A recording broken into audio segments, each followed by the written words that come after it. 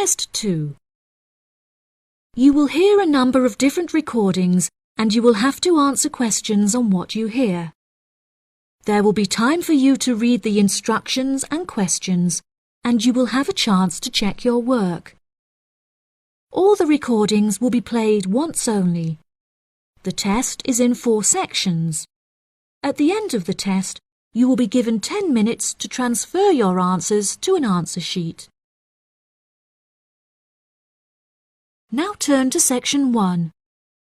Section 1.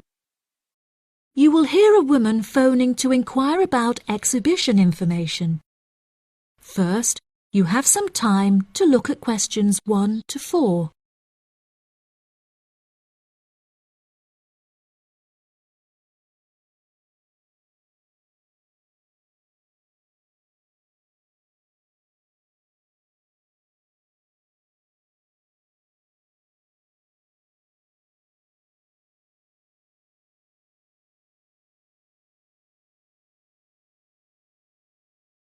You will see that there is an example that has been done for you. On this occasion only, the conversation relating to this will be played first. Good morning. You're through to the events coordinator at the Birmingham City Council. How may I help you? Hello there.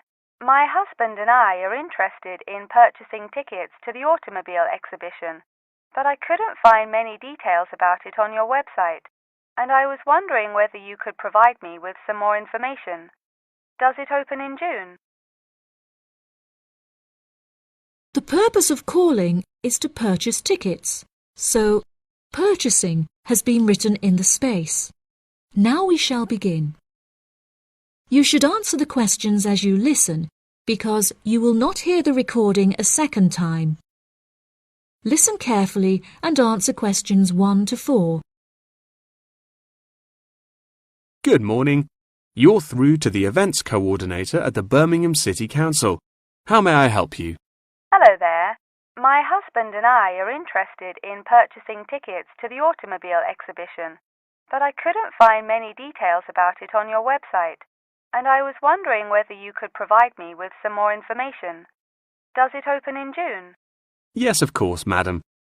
The exhibition will take place during July and will showcase the history of automobiles from the very first commercial car in the late 1800s all the way through to the present day. Is the exhibition open for the duration of July? No, madam. The exhibition will last 3 days, from the 1st of July to the 3rd of July, and then the cars will be taken to another exhibition. Okay. Does the exhibition focus on a certain manufacturer? No. It will showcase a wide range of manufacturers. Wonderful. I'm ever so fed up of going to these shows and only seeing one manufacturer. Are there any opportunities to sit in or even drive the cars? There will be many opportunities for you to sit in the cars. However, some of the cars will only be available to observe. We are yet to be told whether any of the antique cars will be available to drive. However, there will certainly be an opportunity to test driving some of the more modern cars on a purpose-built track. That sounds like great fun. I mustn't forget to bring my camera, or my husband will never forgive me. I'm afraid to say that cameras are actually strictly not allowed to bring into the exhibition.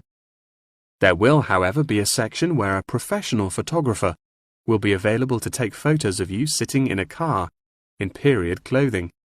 Well, that sounds like it could be fun, but I assume the photos won't be free. On the contrary, one free photograph is included within every ticket, but each photo after this will cost £5.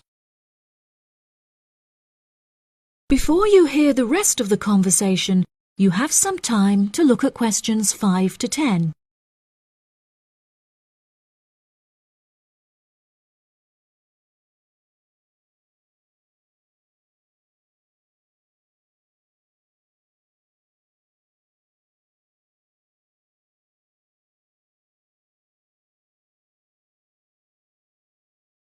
Now listen and answer questions 5 to 10. That's a nice surprise. Not many things are free anymore. I've been asking around about the ticket prices, but I haven't yet had a definite answer. Is it correct that the tickets are £100, whether you buy them now or on arrival? I'm afraid not. If you buy the ticket in advance, the price is £110, but it's £165 on the door. Oh, goodness. I suppose I'd best pay for them now then. Is it possible to buy tickets from you now over the phone? Yes, of course, madam. I'll transfer you to the box office manager, Mark Edgeworth.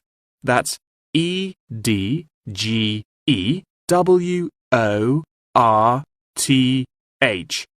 And he will probably need to take your credit card details and some personal details. Yes, that's fine. Before you transfer me, I just need to ask a few more questions. Will the exhibition be held in the Birmingham Exhibition Centre? I think that's where I went last time. No, madam. The Birmingham Exhibition Centre is currently undergoing some renovations, so this year all exhibitions will be held in the Summer Palace. Summer Palace? I'm not entirely sure where that is. Well, it's not too far from City Centre. Once you're in the centre, you should be able to find signs for the palace. If not, most people in Birmingham will be able to direct you. Neither my husband nor I am particularly good with directions. Is there anywhere I can find this information on the internet? Our website will give you an address. Perhaps you could visit www.directions.com for more detailed information, and they should be able to provide you with step-by-step instructions. Okay. And is this the best way to contact you, by phone? I think the most convenient way to contact us is inquiring online, which is much simpler than having to dial various different numbers to reach the right person. Unless you have any more questions, I'll transfer you now. No, that's great. Thank you for your help. That is the end of section 1. You now have half a minute to check your answers.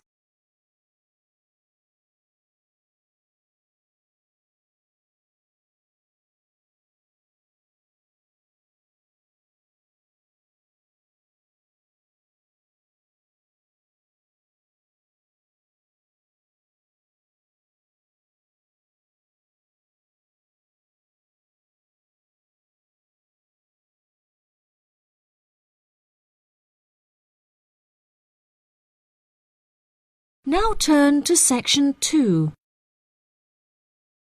Section 2. You will hear part of a talk given by a member of staff at a hospital. First, you have some time to look at questions 11 to 15.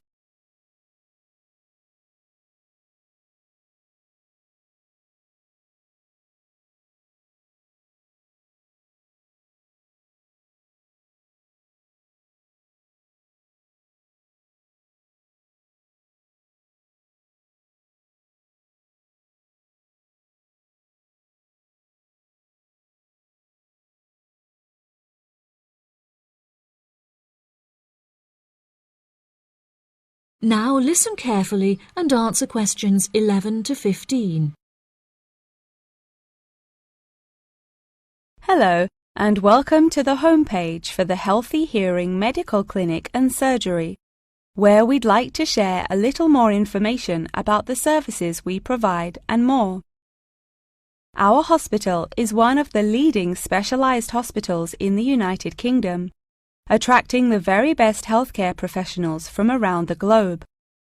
Not only are we a leading medical practice, but we are also the only hospital in the United Kingdom dedicated entirely to the treatment of and research into the curing of hearing loss.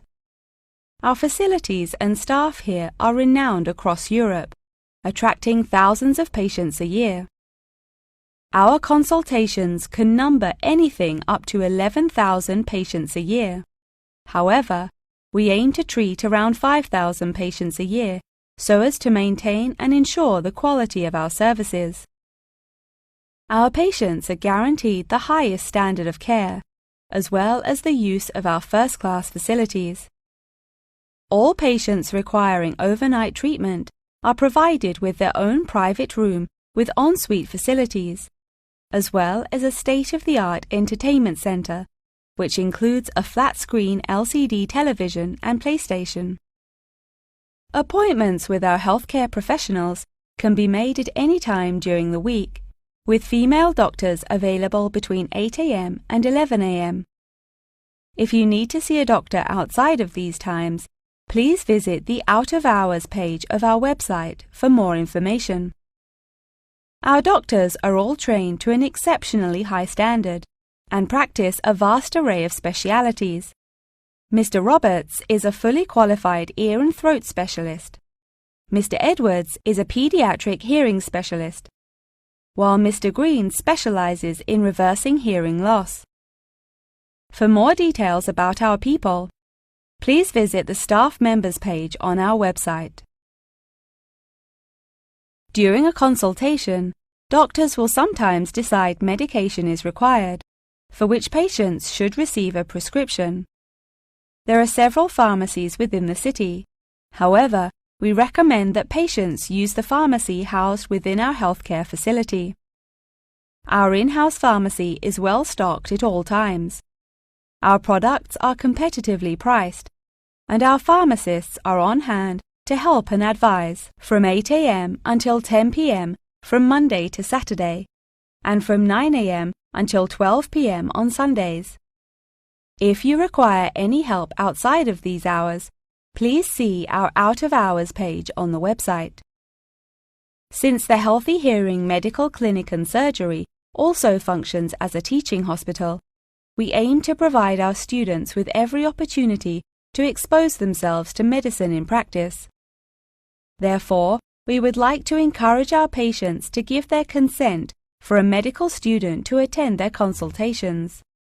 If our patients are not comfortable with this, there will be a form at reception where patients will be able to opt out. Before you hear the rest of the talk, you have some time to look at questions 16 to 20.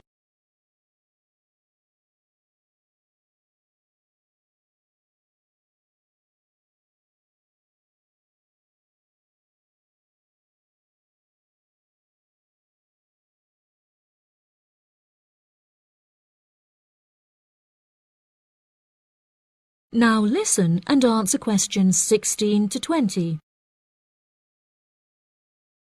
Now, please look at the map I've given you of the Healthy Hearing Medical Clinic and Surgery. For those not familiar with our practice, reception can be found through the main door at the end of the corridor. If your consultation is booked with Mr. Green, you need to go through the main door and turn right by the nurse's desk, and his office is at the end of the corridor on your left-hand side.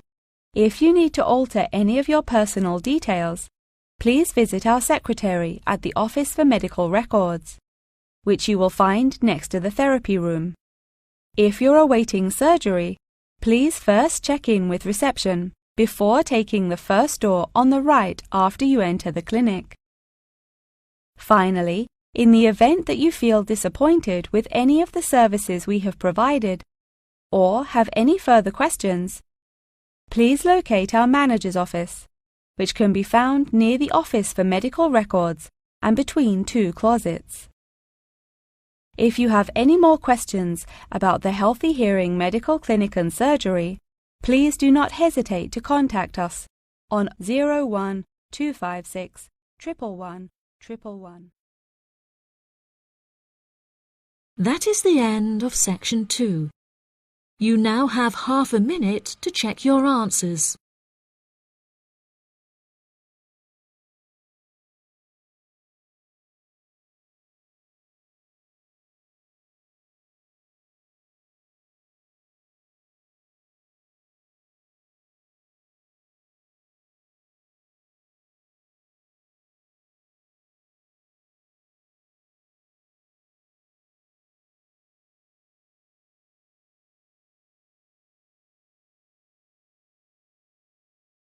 Now turn to section 3. Section 3. You will hear Jim and Jane, two students, talking about their professor's lecture. First, you have some time to look at questions 21 to 25.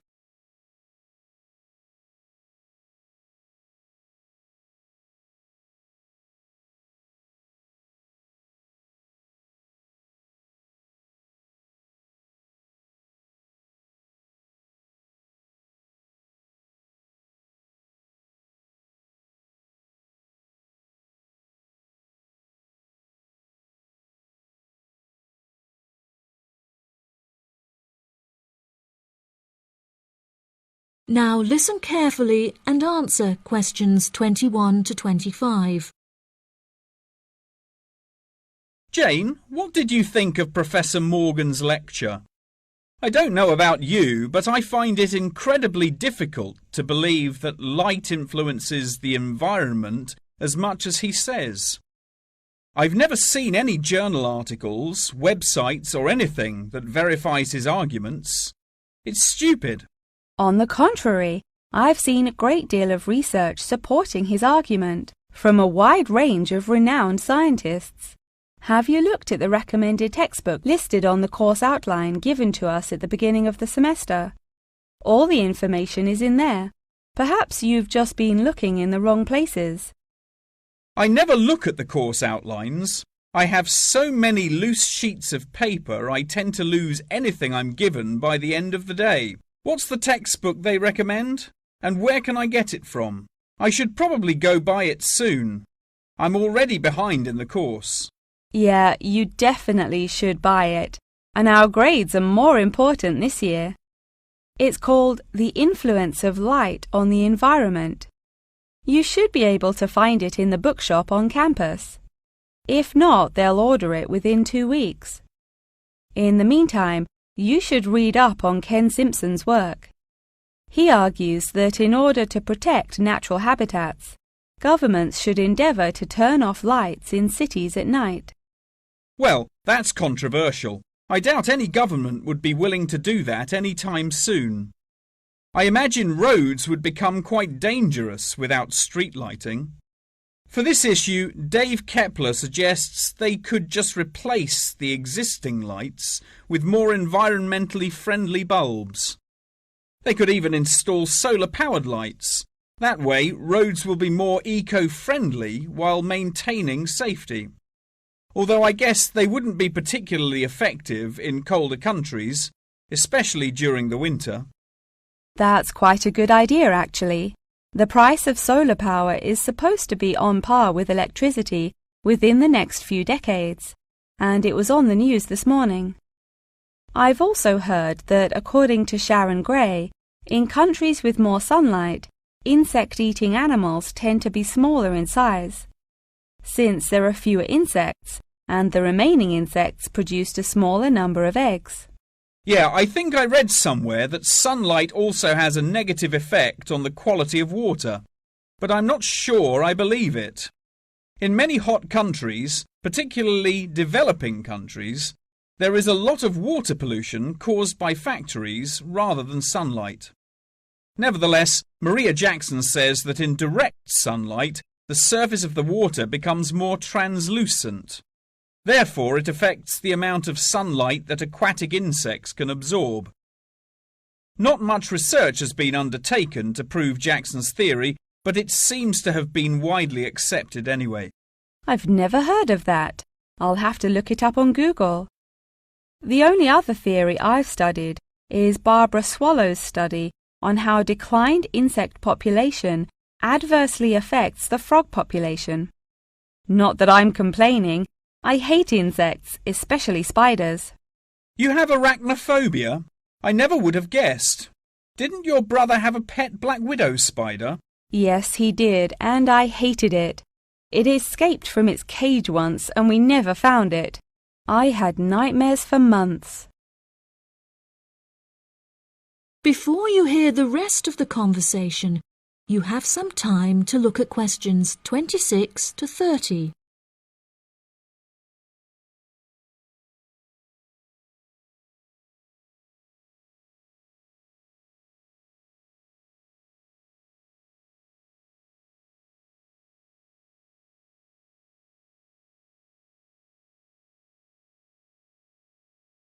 Now listen and answer questions 26 to 30. OK, now I'm getting goosebumps. Let's change the subject. What's your stance on natural and artificial light? Honestly, I'm not sure it makes much difference which one you use. Species will die out either way. I think the real argument we should consider is global warming and protection or replacement of finite fuels. Solar power provides us with an incredible opportunity to replace electricity, and governments should definitely increase spending on research in this field. The theories discussed in our lectures, like Simpson's and Gray's, are so vague and lack proof, so I don't understand why we even study them. I see what you mean. I don't like learning unsupported theories for exams, and I'd rather spend my time learning something else. For example, I'd be much more interested in studying the animals in safari parks than researching migratory birds, particularly the effect of tourists on the quality of life of animals. As we know, every year thousands of visitors will drive in their own vehicles or ride in vehicles provided by the facility to observe freely roaming animals. Yeah, that would be really interesting. Especially those animals living in more tropical countries like Borneo.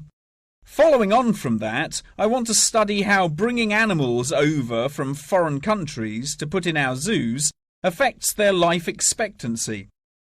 For example, do you remember when China sent pandas to Edinburgh Zoo? Apparently, one of the pandas became depressed, but it was never explained why. To me, obviously, you can't take an animal out of its natural habitat and put it in a cage on the other side of the world. It just doesn't work.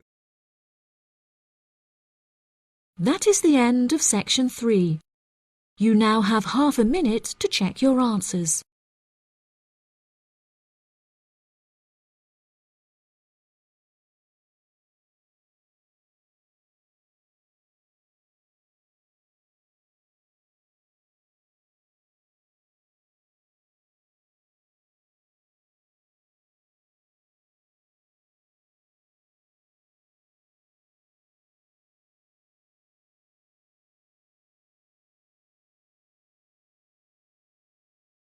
Now turn to section 4. Section 4. You will hear a talk on the history of football in Great Britain in the 19th century. First, you have some time to look at questions 31 to 40.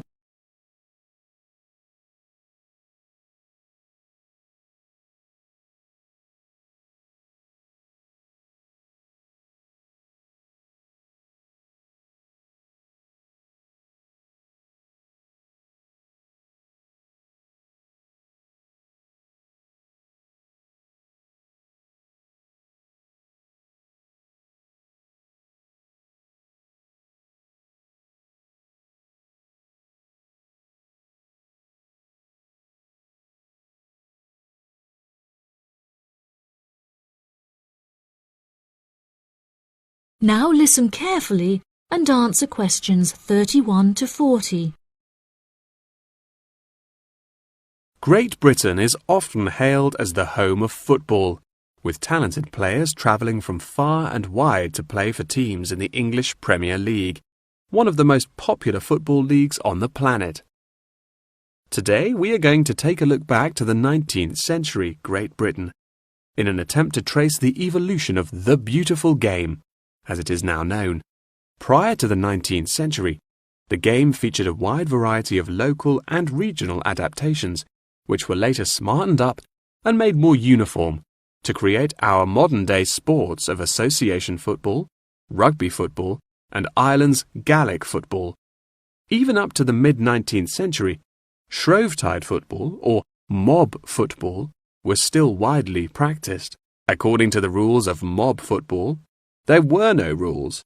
A player could legally use any means whatsoever to obtain the ball, such as kicking, punching, biting, and gouging, with the only exceptions being murder and manslaughter. These games may be regarded as the ancestors of modern codes of football, and by comparison with later models of football, they were chaotic and had few cooperation. Towards the latter end of the 19th century and moving into the early part of the 20th century, however, there appeared a newfound emphasis on moral values in football. Perhaps a more modern example of this can be seen in John Terry's suspension as England captain, following reports of his infidelity to his wife. Furthermore, as mob football died away, there grew a greater concern for players' health and general well-being, with many clubs affording their top players access to frequent medical checkups and treatment. Despite the presence of Great Britain's unique state-funded National Health Service, football clubs are still seen today providing team members with state-of-the-art healthcare facilities, with the top clubs even housing their own specialist doctors and physicians.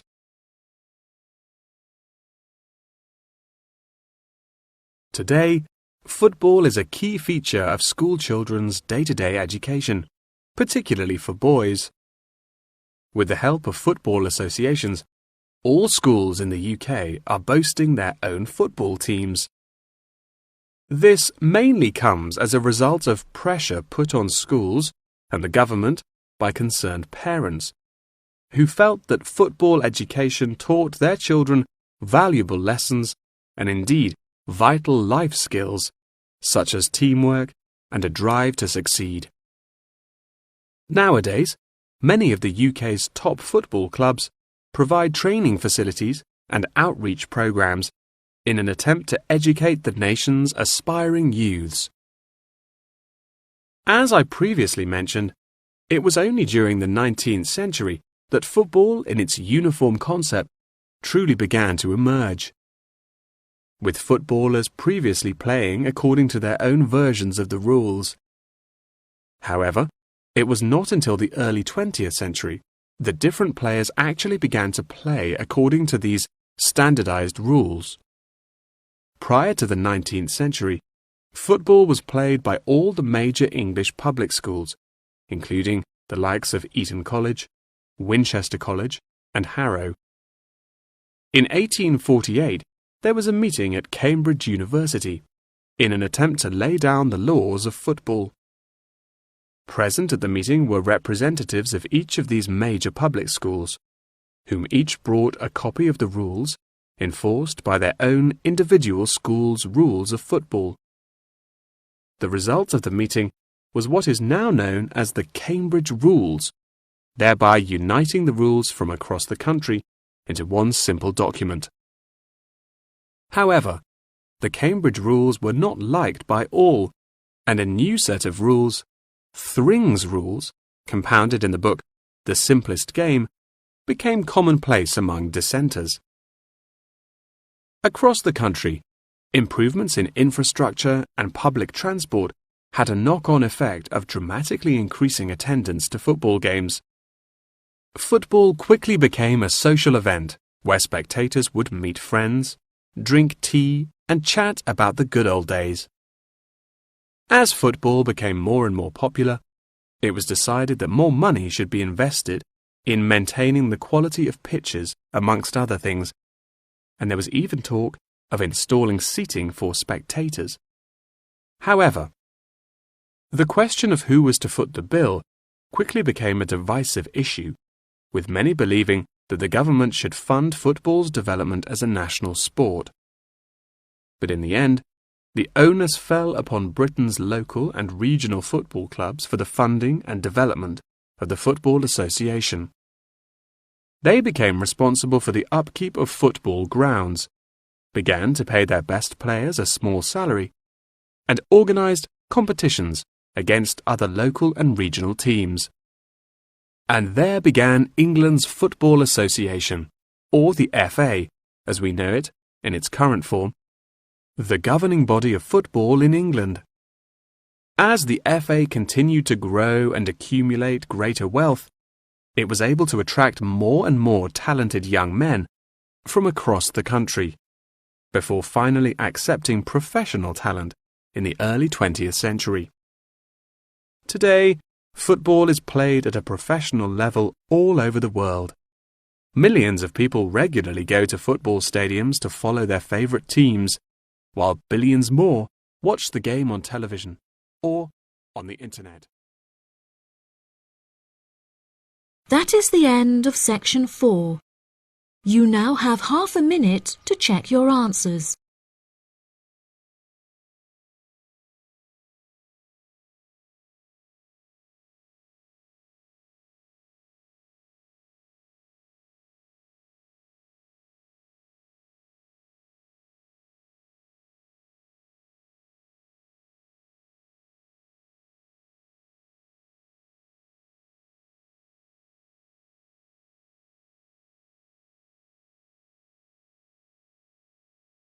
That is the end of the listening test. In the IELTS test, you will now have 10 minutes to transfer your answers to the answer sheet.